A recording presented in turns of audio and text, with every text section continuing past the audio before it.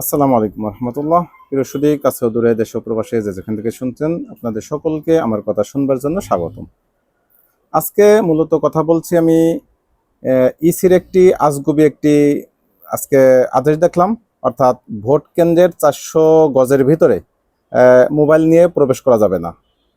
এর পরিপ্রেক্ষিতে দেখলাম নাহিদ ইসলাম ইসি ঘেরাওয়ের কর্মসূচি দিয়েছেন এবং আরও দু একটি বিষয় আমার সামনে আসলো। তো এটার উপরেই মূলত আমি আলোচনা করব যে আসলে কেন এই ধরনের সিদ্ধান্ত নেওয়া হলো এবং এর লাভ ক্ষতিটা কি। শেষ পর্যন্ত এর উপরে আলোচনা থাকবে। আশা করি শেষ পর্যন্ত আপনারাও সাথে থাকবেন এবং আপনাদের মূল্যবান মতামত অবশ্যই কমেন্টে জানাবেন। আমি যদি চ্যানেল 24 নিউজ ভেরিফাইড পেজ এখানে নিউজ করেছে যে ভোট কেন্দ্রের 400 গজের মধ্যে মোবাইল নিয়ে যাওয়া যাবে না। সন্ধ্যার মধ্যে এই নিষেধাজ্ঞা প্রত্যাহার না করলে ইসি ঘেরাওয়ের হুঁশিয়ারি নাহিদ ইসলামের। অর্থাৎ এনসিপির আহ্বায়ক জনাব নাহিদ ইসলাম তিনি এই হুঁশিয়ারি দিয়েছেন যে সন্ধ্যার ভিতরে যদি এই আদেশ প্রত্যাহার করা না হয়, অর্থাৎ এই আদেশ যদি বাতিল করা না হয়, তাহলে ইসি ভবন ঘেরাও করা হবে। এবং আমার মনে হয় এই সিদ্ধান্তের সাথে অনেক মানুষই একাট্টা হবেন এবং সকল মানুষই এই সিদ্ধান্তের সাথে একাট্ট হওয়ার সম্ভাবনা রয়েছে, বিশেষত যারা সুবিধা বঞ্চিত এবং যারা কারচুপি মুক্ত সুষ্ঠু একটি নির্বাচন চান। পক্ষান্তরে যারা কারচুপি করতে চান, হল ভোট দখল করতে চান, কেন্দ্র দখল করতে চান, তাদের বিষয় ভিন্ন। কারণ তারা চাচ্ছে যে মূলত যদি কেন্দ্রের ভিতরে আশেপাশে মোবাইল না আনা যায়, তাহলে তাদের কারচুপিগুলি বা তাদের ভোট ডাকাতিগুলি বা কেন্দ্র দখলগুলি সেগুলি আমরা দেখব, কিন্তু ছবি তুলতে পারবো না।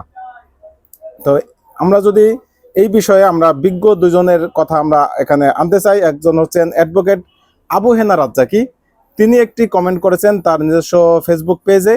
সেখানে তিনি লিখেছেন, অডিও ভিডিও যেখানে আইনগতভাবে সাক্ষ্য হিসেবে গ্রহণযোগ্য, সেখানে যুগের চাহিদার কারণে ভোট কেন্দ্রের 400 গজ মানে 1200 ফিটের মধ্যে মোবাইল নিয়ে যাওয়া যাবে না, তা কোনো অবস্থাতেই গ্রহণযোগ্য নয়।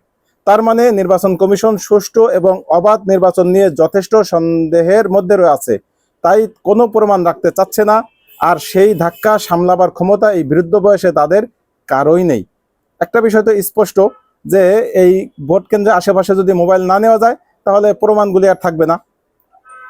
এরপরে তিনি লিখেছেন, শুধু বুথের ভিতর ছাড়া বাইরে মোবাইল ব্যবহারের অনুমতি দেওয়া হোক, এটা জনগণের অধিকার, ব্যক্তিগত নিরাপত্তার অধিকার। টয়লেটে গেলেও আমরা মোবাইল নিয়ে যাই, যুগের চাহিদা, জীবনযাত্রার অন্যতম মৌলিক টুলস এই মোবাইল।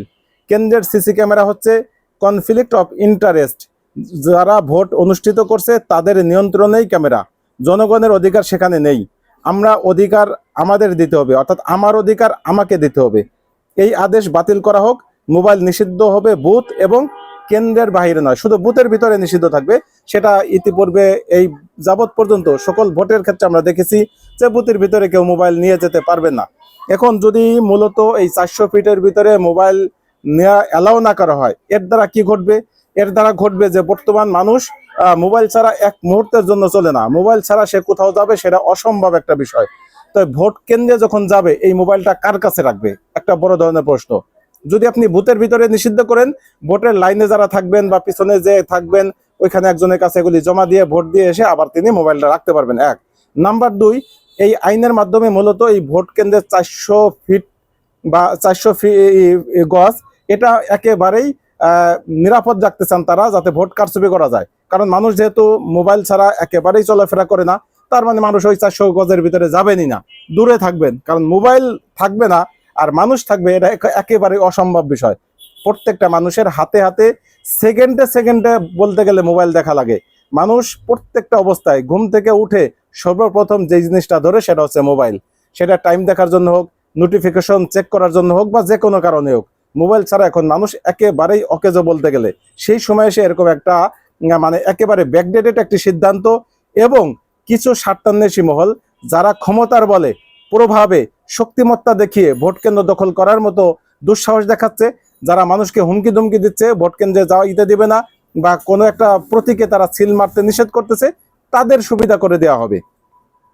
আমরা এই বিষয়ে যদি আরেকটা কমেন্ট পড়ি ডক্টর কনক সরোয়ারের, আমরা সকলেই চিনি ডক্টর কনক সরোয়ার যথেষ্ট একজন বলিষ্ঠ অনলাইন অ্যাক্টিভিস্ট এবং বিগত জুলাই অভ্যুত্থানে তার যথেষ্ট ভূমিকা আমরা দেখেছি।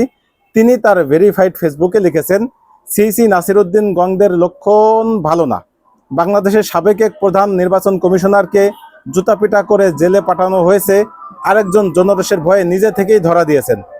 এরপরও বর্তমান সিসি কিন্তু আউলাইতেছে, মানে আউলাই যাচ্ছে। নির্বাচনের দুদিন আগে আজকে ভোট কেন্দ্রের 400 গজের মধ্যে ফোন নিয়ে প্রবেশ নিষেধাজ্ঞা দিয়েছে নির্বাচন কমিশন। তার মানে মতলব খারাপ। নির্বাচন কমিশনার আব্দুর রহমানেল মাসুদ একটি পত্রিকাকে বলেছেন, সোশ্যাল মিডিয়াকে ভয় করেই তো আমরা এই কাজটা করেছি, টু কন্ট্রোল সোশ্যাল মিডিয়া, যেটা আমি কন্ট্রোল করতে পারি না। সেজন্য বলছি যে ভোট দেওয়ার সময় ফোন নেবেন না। পরীক্ষার হলেও তো মানুষ ফোন নিতে পারে না। এর আগে হাসিনা ভোটের আগে আইন করে দিয়েছিল, সাংবাদিকদের ভোট কেন্দ্রে প্রবেশ বা রিপোর্ট করতে হলে প্রিজাইডিং অফিসারের অনুমতি নিতে হবে। হাদি হত্যাকাণ্ডকে যেদিন সিসি নাসিরউদ্দিন বিচ্ছিন্ন ঘটনা বলেছিল, সেদিনই তাকে মনে হচ্ছিল নেশাগ্রস্ত। আজকে বিষয়টা আরো স্পষ্ট হলো। এই আদেশ বাতিল করুন, দয়া করে জটিলতা বাড়াবেন না, না হয় সাধারণ মানুষ জানে কেমনে নেশা ছাড়াতে হয়। আচ্ছা, সিসি চেয়ারে বসলে সবাই বেতাল হয়ে যায় কেন? এটা হচ্ছে মূলত ডক্টর কনক সারোয়ারের বিষয়। এখন আমারও একই প্রশ্ন যে ওই জায়গায় বসে তাদের কি জ্ঞান গরিমা সব একেবারে বিলুপ্ত হয়ে যায়? যেই জায়গায় বর্তমান সংবাদ মাধ্যম কর্মীরা যদি যতটুকু সংবাদ আনে তার 90% সংবাদ তারা নিজেরাই আহরণ করে এই অনলাইন থেকে, তথা এই ফেসবুক বা ইউটিউব বা এই জাতীয় বিষয় থেকে, অর্থাৎ ব্যক্তিগত মাধ্যম থেকে মানুষ সামাজিক মাধ্যমে যেই সংবাদগুলি ছড়ায় সেগুলি পরবর্তীতে ভাইরাল হয়। এটাই সাধারণত বেশিরভাগ। আপনি বর্তমান বিগত 1-1.5 বছর 2 বছরের ভিতরে যতগুলি ভাইরাল নিউজ দেখবেন, তার 1%ও দেখবেন না যে শুধুমাত্র সংবাদকর্মীরা এই সংবাদটা সংগ্রহ করেছিল, বরং ভাইরাল হওয়ার পরে সংবাদকর্মীরা সেই সংবাদটা লুফে নিয়েছে এবং তারাও সেটা প্রচার করেছে। যেখানে বর্তমান প্রত্যেকটা মানুষের হাতে হাতে মোবাইল, এবং মোবাইল অত্যন্ত শক্তিশালী একটি মাধ্যম, যে কোনো অপরাধকে দূরীভূত করা, যে কোনো অপরাধকে মুহূর্তের ভিতরে ভাইরাল করা, যে কোনো অপরাধকে প্রমাণ হিসেবে আপনার আদালতের সামনে সাবমিট করা। আমরা যদি বিগত 24 জুলাই আন্দোলনের সময় দেখি, তখনও যত মামলা আমরা দেখেছি, যে মামলা যেসব মামলা রায় হয়েছে বা যেসব মামলাগুলি বিচারাধীন, প্রত্যেকটা মামলার ক্ষেত্রে কিন্তু আমরা দেখছি এই টপিকসগুলি, বিশেষত মোবাইলের মাধ্যমে যে ভিডিওগুলি করা হয়েছে, যে রেকর্ডগুলি করা হয়েছে, অথবা ফোন রেকর্ড, এই বিষয়গুলি নিয়েই কিন্তু আদালতে প্রমাণ দেওয়া হচ্ছে এবং তার উপরেই ভিত্তি করে ফাঁসি হচ্ছে, যাবজ্জীবন জেল হচ্ছে বা বিভিন্ন মেয়াদে জেল হচ্ছে। তো এত কঠিন একটা বিষয়, এত বাস্তবসম্মত একটা বিষয়, এত শক্তিশালী একটি মাধ্যম, সেটাকে আপনি কেন ভয় পাচ্ছেন? তার মানে আপনার ভিতরে 2 নম্বরই করার মতো কোনো ইচ্ছা আছে? আপনি নিশ্চিত যে আপনি আপনার উপরে এমন একটি শক্তি প্রভাব বিস্তার করছে, যেই শক্তির সাথে আপনি পেরে উঠতে পারতেছেন না, যেই শক্তিকে কোনোভাবেই আপনি কন্ট্রোল রাখতে পারবেন না, আপনি সুষ্ঠু একটি নির্বাচন দিতে পারবেন না। সে কারণেই কি এরকম শক্তিশালী মাধ্যম যেটা, সেটাকে আপনি একেবারে বন্ধ করে দিতে চাচ্ছেন, যেটার মাধ্যমে মূলত গণমাধ্যমকে বন্ধ করা বা মানুষের বাকরুদ্ধ করা। আমরা দেখেছিলাম 1974-এ শেখ মুজিব মানুষের বাক স্বাধীনতা হরণ করেছিল, শুধুমাত্র 4টি পত্রিকা বাদে বা 4টে গণমাধ্যম বাদে সকল গণমাধ্যম তারা বন্ধ করেছিল।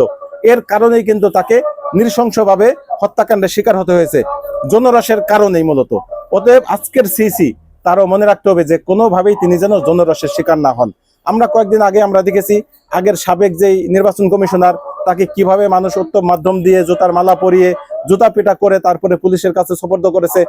এটা যদি আপনাদের স্মরণ থাকে, তাহলে জনগণের বিপক্ষে গিয়ে কোনো মতামত, কোনো সিদ্ধান্ত আপনারা চাপিয়ে দিতে পারবেন না। আপনারা যে সিদ্ধান্ত ইতিপূর্বে এতগুলি দিন দিয়েছেন, আমরা তো কোনোটার বিরুদ্ধে কথা বলিনি। আপনারা প্রত্যেকটা ওয়ালে ওয়ালে পোস্টার টানানো বা রশিদে পোস্টার টানানো নিষিদ্ধ করেছেন, এটা তো আমরা স্যালুট জানিয়েছি, আমরা শ্রদ্ধা জানিয়েছি। একটা কথা কোনো মানুষে এর বিরুদ্ধে বলেনি। আপনারা বিভিন্ন ফেস্টুনের কথা বলেছেন, বিভিন্ন ব্যানারের কথা বলেছেন, রঙিন ব্যানারের কথা বলেছেন, সেগুলি নিয়ে তো কেউ কথা বলেনি। অর্থাৎ জনগণের স্বার্থ যদি নষ্ট না হয়, জনগণ যদি প্রতারিত না হন, জনগণের যদি কোনো ক্ষতি না হয়, জনগণ যদি কোনো জায়গায় তাদের অধিকার হরণ করা না হয়, তাহলে জনগণ কখনোই আপনাদের বিরুদ্ধে কথা বলবে না, এটাই স্বাভাবিক। আজকে আপনারা যে সিদ্ধান্ত নিয়েছেন, সেই সিদ্ধান্তটা সরাসরি জনগণের বিরুদ্ধে এবং সুষ্ঠু নির্বাচনের বিপক্ষে আপনাদের অবস্থান।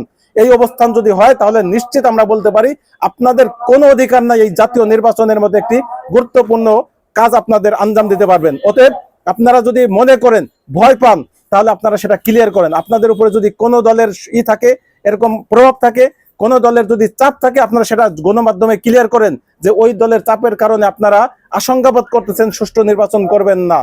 করতে পারবেন না, তাহলে জনগণ সেটা সিদ্ধান্ত নেবে, জনগণ সেটার বিচার করবে। নচেত কোন দলের এজেন্ডা বাস্তবায়ন করার লক্ষ্যে এই ধরনের আউল ফল কোন সিদ্ধান্ত জনগণের উপরে চাপিয়ে দিতে পারেন না। এটাই হচ্ছে আমাদের সাফ কথা। প্রিয় দর্শক মন্ডলী, আপনাদের এই বিষয়ে আপনাদের মতামত কি সেটাও আমি জানতে চাই। আপনাদের জন্য অবশ্যই কমেন্ট বক্স উন্মুক্ত থাকলো, আপনারা আপনাদের মতামত কমেন্টে জানাইতে পারবেন। আজকের মধ্যে এখানে শেষ করছি, ভালো থাকবেন, আল্লাহ হাফেজ, আসসালামু আলাইকুম রহমতুল্লাহ।